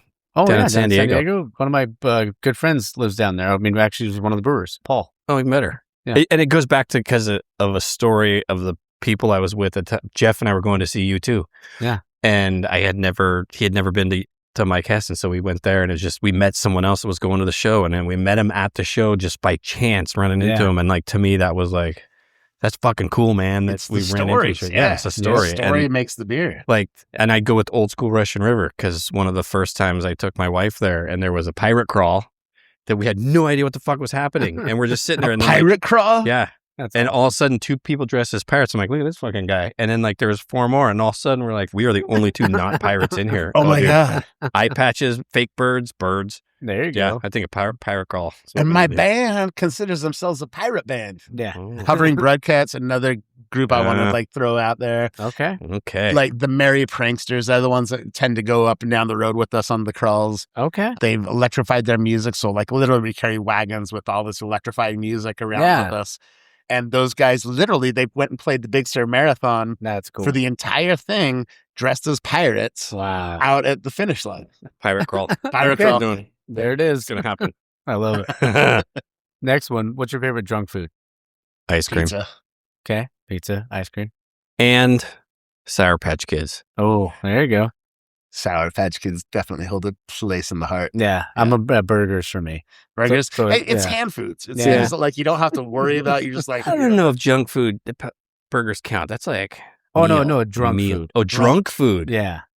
Shit, burritos are really good Mexican. Hand foods. Street taco. Hand foods again. Yeah. Hand food. And there's great Mexican food. I was in Salinas earlier for work, and I can't remember the name of the place, but it was in a strip mall. Yeah. Delicious. My favorite post-concert is always the Hot Dog Mafia. Oh my God. Okay. Bacon-wrapped hot dogs. Yeah, I don't do those. I'm like, you haven't lived. Smothered in caramelized onions. Yeah, you can feel your arteries slowly closing up. Such good stuff. That's not closing up. That's just them shutting everything else out. That's true. If you want to go nerdy on tacos too, so I have a database of taquerias in the area because I love street tacos. Yeah. It was this place called Taquitos Mexican Restaurant in Salinas on Main Street. I got a better one than that. Yeah. Tacos Pacheco in Salinas. Okay. I'll put it this way. You go in, there's no menu. Okay. And they don't speak English, so you got to know what you want. Oh, you're okay. And it's like the soup Nazi. What do you get? I get one of each taco, but no lengua because I can't do lengua. Yeah, I don't like lengua either. They don't have El Pastor. What did they have? The one thing they have. Asada, pollo asada, carnitas. Gosh, I'm trying to... Any chorizo? Shrimp, chorizo. Oh, yeah, man. Fish. But no lengua. They do lengua, but nope. That's hard not pass for me. And you get 12, and there's a little tiny street. Oh, so good. That sounds Then I perfect. got heartburn for a month. Yeah. So good. It's one thing we're missing here is good street tacos in Fiji. There you go. Come on, Steven. Yeah. One day. The chef might have to make a street a taco one-off pizza. street taco pizza. Yeah. There it is. Oh, we've done some good El Mexicano pizzas. We got another chef of ours, Jaime Luis. Okay. Who is just Mexican as it gets, and just gotta let him go and say, hey. But the dude always makes his pizza spicy. That fucker. I can't do spice. I love that's spice. Like the wings. Oh my God! Alvarado. You see this color of white that blinds you? That says I'm kind of Eastern European roots, right there. I'm there kind it of a is. pussy. It's like the wings at ASB. And anytime I'm like, no spice, I think the kitchen's like, Kevin wants extra spice. But those are 5 spice. That's totally different. It's like loaded up. Still hot. That's like Chinese. Still hot. Chicken. That's awful. Last one of the 6-packs. If your personality was a beer style, what would it be? Oh, jeez. Oh, fuck. I don't think there's a beer style for my personality. I could kind of see me being like a funky farmhouse. Okay. A wild ale. Yeah. A little wild ale, funky farmhouse. Yeah. Same. All right. Hard to explain, unpredictable. You don't know what you're going to get. Like, Not for everybody, but those who are cultured and aware, totally great. Okay. Like it. and sometimes you can cover up the shit. Yeah. Yeah. And make it look like it's great. Yeah. When you're right, you're right. Yeah. It has a weird smell, but it's great. And that deserves another call out. You were talking about breweries that we really love. Yeah. Jester King is one I would like to do a collab with out in Austin. Cool. Yeah. That guy is sick. Like I've seen that setup. And yeah, like I've never been to a place and had a coffee beet beer. Yeah. And thought like that would be good. Yeah. Like I heard it and I was just like, nope, I'll take the Pilsner. Yeah. The next beer I had was the coffee beet beer. I can't stop thinking about it. For 2 years I've been thinking about that beer. And you're anti ground fruit. I'm ground produce. Anti-root fruit. Yeah. He's talking about doing instead of doing a pumpkin ale, which doesn't belong, pumpkin beers. Yeah, because I hate pumpkin do beers. not belong in the world. Same. So he wanted to do a sweet potato beer, and I said, dude, you're going to have a hard time getting me to do a root. No. I said, if we have to do a pumpkin beer, root beer. I'll do a sweet potato beer. And then he said, we don't have to do it. I'm like, okay, cool. In fact, we're not going to do it. Yeah, I was like, sold. Done. Unless you really want to. No. Yeah. If I have to. There you go. Again, I just want to say thank you guys for letting me come down here. Yeah, thanks for having us. We got a few more for you. Next one's if you can have a pint with any historical figure, celebrity, sports figure, anybody in the world, who'd you want to have a beer with? Jesus. Oh, there it is. Oh, that's a good one. I mean, come on, go right to the source. I don't know if he'd like beer. He'd want more wine, though. How do you know? I mean, maybe he hasn't turned water into beer. But maybe he hadn't found his gateway beer barley yet. wine. Oh, true. Although I think there's something about grapes. True. If not him, I think George Washington. Okay. Dude was a big-time drinker. Or Sam Adams. Or Sam Adams or Ben Franklin. Yeah. Those first fathers of America. They were, I mean, where did America form? Yeah. In a bar in New York City is where America was born. 100%. You know, the United States of America were born in a bar. Yeah. Well, the wild part is my, 8th great grandpa was Governor Bradford, who came over on the Mayflower, wrote the Bradford Proclamation, but they pulled over because he needed to brew more beer because they were out of supply. Pulled over on his shit? Yeah. He got pulled over on his shit? No, they pulled over because they're like, Plymouth looks pretty good. They're making beer. Yeah. That's the story how I tell it. Doesn't mean history. No, I'd probably, one of the founding fathers or Fritz Maytag from Anchor. Oh, wow. Because he kind of revolutionized a lot of beer, and it's just historical. Well, he brought it west. Yeah. Dude opened up the first brewery in the West Coast. And that's an amazing brewery. Yeah. Yeah, it will be again. Yeah. Be the Phoenix. It'll rise. Yeah. Now, next one, speaking of founding fathers, what's your Mount Rushmore breweries? Mount Rushmore breweries? Yeah. Sierra. Yeah. Like, come on. It's enormous, beautiful showpiece. The Coors facility. I've never drinking Coors, but I've seen that Coors facility in Golden, Colorado. Yeah. Yeah. I would have to say Russian River. Okay. Windsor. The Windsor location. Yeah. Or perhaps, why am I blanking out? They make Heady Topper. Heady Topper. Alchemist. Yeah, there you go. Couldn't think of it. Because again, we didn't really know hazies until they started kind of putting them on scene. Which is all thanks to homebrewers. Mm-hmm. Yeah. I mean, when it comes down to it, the innovations in brewing have been done by homebrewers. Yeah. Because you get to do anything you want for 5 gallons of beer. And you're willing to take chances. And if you throw it away, you throw it away. Yeah. But, hazy IPAs. America's got a really cool beer culture. Yeah. Because America is a culture that steals everything from everyone. Yeah. And twists it and turns it and ties it up in knots to make it their own. But it pays off for us. Yeah. I mean, I remember so I did a lot of work in Belgium. I've been to Belgium dozens of times. I love the people there. It's a big influence of starting Hops and Fog in Pacific Grove. Yeah. And, one of the things with the Europeans is that they're very conservative in how they do things. Like, it's always been done this way. We've always had these 3 beers. America has been like, well, we like those 3 beers, but we like these 3 beers, and we like those 3 beers, and we like that 3 beers over there. And so we're more willing to play because we don't have our own, we don't have a culture of 1,000 years old of brewing beer. So we're just like taking cultures and concepts from everybody and mixing them until we find something good. Yeah. So the whole IPA thing, coming out of like British IPAs, which the whole myth on that is all bullshit, by the way. Read up on it. It's not about beer traveling from England to India. Yeah. It's just a cool story. Yeah.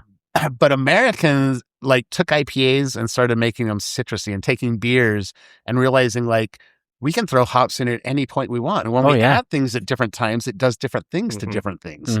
So our willingness to not stick to these borders and to draw outside of the lines has really helped us. And nowadays, if you go to Belgium, you'll see Belgian triple IPAs and, Belgian American IPAs. Yeah. And it's this weird culture thing where it's even people from across the pond that are so used to their types of beer are coming over here and trying them and realizing that, man, they've got something really going on there. American beer has changed. We got really known for our American lagers, in the 1800s and 1900s. And then it was kind of this big dull series where that's all we ever did. And then come like 1990, and I don't hate to say it, but Rex Grossman, you get Sierra Nevada out there, and he started making hops a big thing and bitterness in beers and accentuating that. And that changed everything. And that takes like this American mindset, not just American, but an exploratory mindset. Oh, of course. That says we're not afraid of the barriers. Like whatever you put as your barrier. Germany, what is that law in 1433? What is the name of that law? Reinheitsgebot. Yeah, basically. That I can't really say right. Hops, yeast, barley, and water are the only ingredients. That was like there to torture the Belgians and the French that were making farmhouse ales, fruited beers, and things like that. And it was there to say, you can't make beer. Yours is a beer. Yeah. But that concept is neat to a point. But Americans learn like, man, I can get all these citrus flavors out of hops. Yeah. I can get citrus flavors out of malt. So this beer that you're drinking right now uses a yeast that's a thiolized yeast. Okay. And so what it means is that inside of malts is a lot of flavor compounds and ghosts, if you will. Yeah. Things that you can't see, things you don't know are there, things you wouldn't know unless they presented them to themselves. And American companies, yeast companies in general, are really pushing limits on trying to find, what's out there. Yeah. And so there's these new yeasts called thiolized yeasts. And basically they're yeasts that have the ability to produce an enzyme that brings out thiols or flavor compounds in malt. So this has a really high, like fruity, almost tropical essence at first. Yeah. And then it goes into this like sweet yellow grass almost at the end. Most of that flavor compound is coming from the malt. Yeah. It's not the hops. Wow. So, and that's all of these flavor compounds that we didn't know how to unlock until we started pushing the limits and saying, hey, what if we tried to get this out of this? What if we could get this? What if we could do this? And that's a really good part of and it's all brought, I think, from homebrewers. Yeah. Willing to just change things and try things that aren't normal and find things that kind of hook on. So, up in the Northeast, you had all these people really playing around with making their beers not clear, not focusing on making their beers clear, but making them focus on tasting different than normal beer, until all of a sudden hazy IPAs were formed. Yeah, was there like New England IPAs before they called them hazy? Yeah. And that was, that changed the world of beer for everybody in America. Like overnight, and that's really what made Alvarado Street. Is they adopted that really early on in their process. And they said, we're going to make juicy drinks. We're going to but we're going to do it with the hops. We're going to add so many hops that you can't imagine. We try to, but then we get like a gallon of beer out of it. 10 gallons that we're brewing, But these thiolized yeasts are now like opening up things. The flavor compounds don't go away. You don't have to add as many hops, which means you get more beer out of what you're brewing. Yeah. They're less expensive because you're not having to buy 7, for us, 20 pounds of hops to dry hop something that eats up all the beer. Yeah. So it's really a cool thing that homebrewers and that the U.S. has done, is broken open boundaries that nobody would break open before. That's so cool. Yeah. I love hearing all that stuff. Because I am not scientific about it at all. I've done one collab beer and that's it. But I love the passion behind it. You make beer? No. You haven't made beer? Once I did a collab, and I did have to do the stuff on the Oh shit, dude. So next time you're in the area, bullshit on this stuff. You're going to come and you're going to brew beer with us for a day. I'm down. And make a beer. Oh, I'm in. Like just to see the price. Not hard. It takes 6 hours, 7 hours to do it. Yeah. But man, if you're going to be talking about this stuff all day, let's get you actually doing it and seeing what we go through and understanding the fun behind it. Kevin's a weirdo. Yeah. He's always back there watching porn. It's like, he didn't bring anything. He's just on his phone. I'm not going to ask what's on it. Yeah. It's like, show me your Safari. No. No, but yeah, like the first day, or the only time I ever did it was he had me grain out and do the mashing in and all that. You just had you do the hard shit. Yeah, I was going to say. I was like, I see what he was doing. Smart. Yeah. This is my buddy Dario. I love that guy. But yeah, it was like, I was like, was it homebrew or like? No, we did it. So I did a collab with a brewery called Burning Daylight in Lomita. So the podcast did a collab with the brewery. Yeah. I love that. Like we talked about wanting to do collabs with restaurants. Yeah. Something that features something like that they could feature on their beer with pairs with the menu item or whatever. Yeah. Yeah. It was called Brutes of Our Labor. So it was a brewed IPA. Cool. It was so good. And I was like super dry, and I love a dry IPA. Oh, thank God. For a second, I was going back into the root vegetables. Yeah. Oh, yeah. not the roots. Table flip. Oh, I love it. Second to last question. If you could bring something back from when you were a kid, you mentioned something earlier, like the theaters, right? But if you could bring something back from when you're a kid that's not really around anymore, what would it be? Water. Okay, there it is. No, Drinking movies, from the hose. Movies, Yeah. absolutely. I grew up with movies. I love going to the theaters in the summertime. Favorite movie? Or favorite movies? Goonies. Oh, it's great. No way. Yeah. That's probably on once a week. Oh, I love Goonies. Shawshank Redemption. Oh, yeah. Out there. Few Good Men. Few Good Men. Braveheart. I love Jaws. North Shore. Jaws. Yeah. Jaws I still watch it so many probably once a month. Or Yeah. like Good Will Hunting. I could watch all the time. Breakfast Club. Oh, fantastic. Yeah. Get into the old come of age movies and Yeah. stuff. Like, Even love it. One of my favorite old ones was Jimmy Stewart with Not It's a Wonderful Life. That's a good movie. Never seen it. Mr. Smith Goes to Washington. Never seen it either. If you ever get a chance, it's an old. They have a color I've heard version, of but it, it's a black yeah. and white movie. It's so good. Yeah. Yeah. I'd bring back Playing Outside. Oh yeah.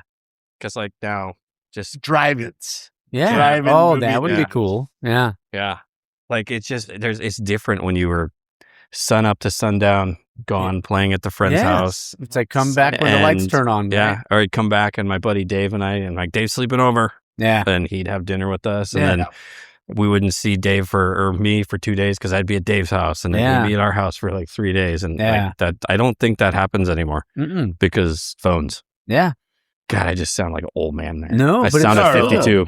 Like I miss those Friday nights with my cousins because it was at such a big group How of old are you? cousins. 39. Okay. Yeah. All right. You're So- getting up there. The Yeah. gray and the gray and the goat kind of says, Yeah. I It's got good. a little bit of It's a hint. Yeah, behind me. there's a little in Hint. there. But yeah, it was like growing up like that, and we'd play video games, and we'd order a pizza, and Yep. maybe sneak a beer or two.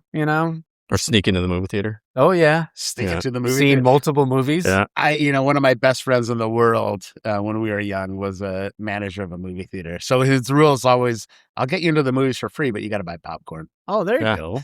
Yeah, It's I was like, I buy popcorn Yeah. anyways. say Like, less. Yeah, I managed a movie theater down in San Luis Obispo. Yeah. And I didn't pay for a drink ever because on Thursdays, this is when film came on reels, we'd have to build the film for the Friday release and we'd go out drinking. Oh. And they knew that when the bars closed, we all go preview the movie to make sure Kevin put it together right. okay. But that means you'd have And 3 he people never go did. watch Usual Suspects, 3 people watch this one. Oh, it's good. And Kevin just didn't pay for beer or pizza. Okay, Traded Woodstock's large pizza and wild bread for. nice. What about weed? I've never done weed. Holy shit. Yeah. Magic. Yeah. Wonders never Yeah. weed. Beer and alcohol Okay. are pretty much the only things. I also don't Isn't sit beer still. alcohol? I mean, hard alcohol. Yeah. I don't sit still. So there's like TV shows I've never watched because I just Oh, don't okay. sit still. Yeah. Nice. Never seen The Simpsons. Yeah. Never seen Lost. Oh my The God. Sopranos. Yeah. Lost Fight, Sopranos. Sopranos. Simpsons is like, come Yeah. on, dude. I mean, I Sopranos is know great. of it, but I I just just Yeah. like don't sit watch still. Tracy Chapman show back in it, or Tracy Ullman. Tracy Ullman Ullman, show. yeah. I that knew it, started The Simpsons, Mhm. like Yeah. little like 5-second spot. Yeah. Yeah. That was No, so like rad. I'll get home from this and I'll go, I'm building a toy box for somebody. And then I'm planning out the picnic tables and I'll tinker Okay. in the shop until 9:00. And then I'll go to bed and I'll get up, I'll come here. And yeah, I don't watch a lot of TV. Okay. I watch YouTube. Okay. I'm a TV person. I'm a weirdo. Yeah, I love TVs and movies, TV shows and movies. Yeah. And it's on in the back. Goonies is on the background 90% of my time. Yeah, there's time when I do that because I love to like organize and clean Mhm. like my apartment, but it's all put on something in the background, and I'll just be listening to it. But I'm like, I'll laugh here and there. I mean, but I'm not just, that level of sociopath, but I get what you're going. Oh, Yeah, that's you me. are. Yeah, You're Yeah. beyond that. Yeah, I do it at a brew house now. yeah, Yeah, that's what I'm doing tomorrow. yeah. It's like I just watched porn. Yeah. At the brew house. You're never gonna let that one Yeah. down. In fact, just the next name of our beer will be porn. yeah. It'll So spell you out. got to make it like an acronym though for something Yeah. else. So I was gonna people say, don't- that's yeah. so good. Would it be a blonde? No, Not a blonde? Okay. maybe or red ale. Yeah. A red. Maybe Okay. red ale. Would you call it a ginger? No, Would it have to be a ginger beer? because Oh. I don't want a ginger beer. You gotta. Ginger I beers. love ginger beer. Oh, You're gonna have to no. make a No, reel of whiskey. it, or like a video of it, of like people coming up and ordering the porn.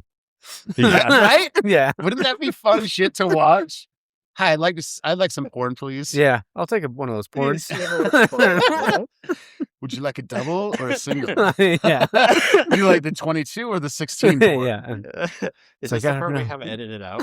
Yeah. This is in. This stays in. Yep. It stays in for sure. Oh, Everything stays in. Everything stays in. No holds barred tonight. No, man, this has been so good.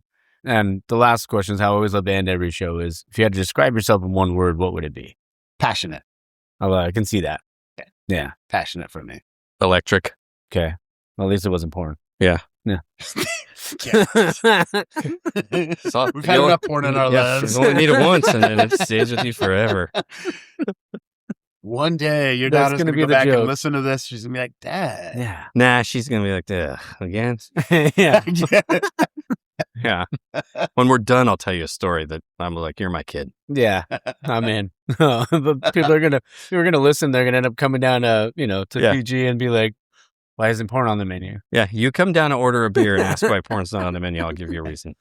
There you go. And I'll give you a free beer. Yeah. I'll give you a free beer if you ask come in and enough, ask why porn is not on the menu. We'll have a porn beer. Okay. Maybe that's a new topic. Shower beer, concert beer, porn beer. Porn beer. Well, it is. Like, I should have that in there at the last thing. Yeah. Nice.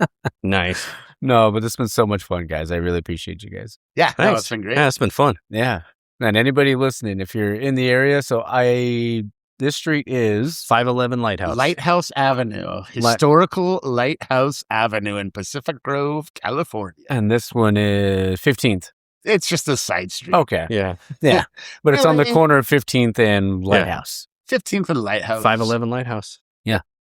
We're the only brewery in town. So if you do Brewery Pacific Grove, I hope you find it.